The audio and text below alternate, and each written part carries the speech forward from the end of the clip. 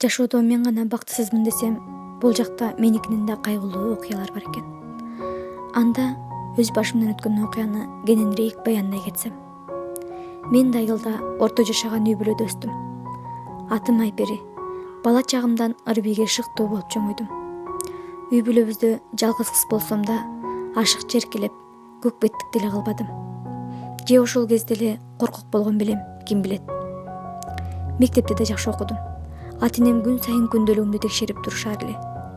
Бой жетип, өзүм каалаган мугалимдик кесипке окуп алдым.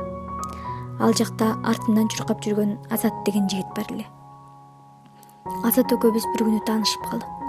Ага чынын айтсам, көңүлүм жок эле. Бир күнү адаттагыдай окуудан чыгып үйгө баратсам, мени күтүп туруптур. "Кандайсың? Бош болсоң сүйлөшө турган сөздөр бар эле", деди. А мен "Шашып атам, башка күнү сүйлөшөлү" деп басып кеттим.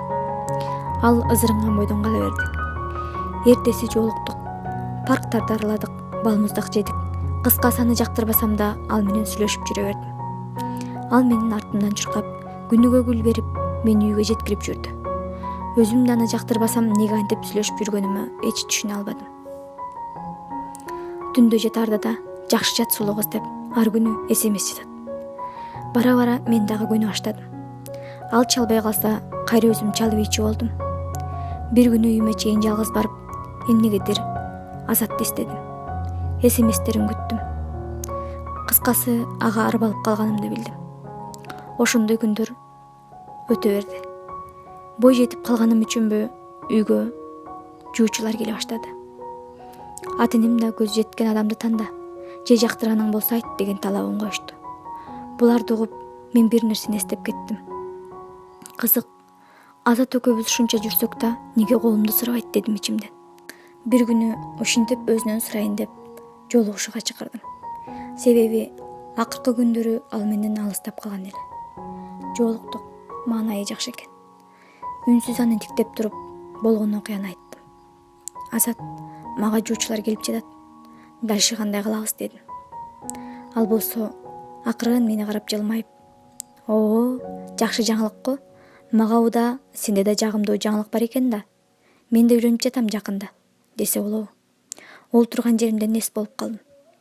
Анын айткан сөздөрү кулагыма жаңырып гана угулуп калды. "А менчи? Мен эмне болом? Сага ушунчалык байланып калганымды билесиң го" деп ичимден айтып жаттым. Ошол жерде маанайым чогуп, сыртымдан Азатка билдирбей үйгө жөнөдүм. Барып эле өңгүрөп, күйөөсү өлгөн аялдай боздоп ыйладым. Кантип? Эмнеге? Мени сүйүп, өзүңө каратып алгандан кийин неге мындай кыласың? Эмнеге башкага үйлөнүп жатасың? Мындай кыла турган болсоң, башында эле айтпайт белең, деп ыйлап жаттым. Анын тою да болду. Мен барбадым. Сүйгөнүмдүн башка адамга үйлөнүп жатканын көрүү мен үчүн оор эле. Азатка жиним келип, негедир анын бактылуу болушун каалабадым. Тааныштардан анын номерин таап, ар кандай СМСтер жазып жүрүп, аялы менен бир ай жашаган соң ажыраштыра ийдим. Ооба, мунун баары кызганганым үчүн бардым. Азат бул кылганымды билип калды. Кудай алдында чоң күнөө кылдым бир үй бүлөнү бузуп. Мени да кудалап кетишти эле. Эртеңки күнүм эмне болот билбейм. Азат мага турмушка чык десе да тийбей мага. Анткени корком. Бекер анын үй бүлөсүн буздум. Кудай да, Азат да мени эми кечирбес.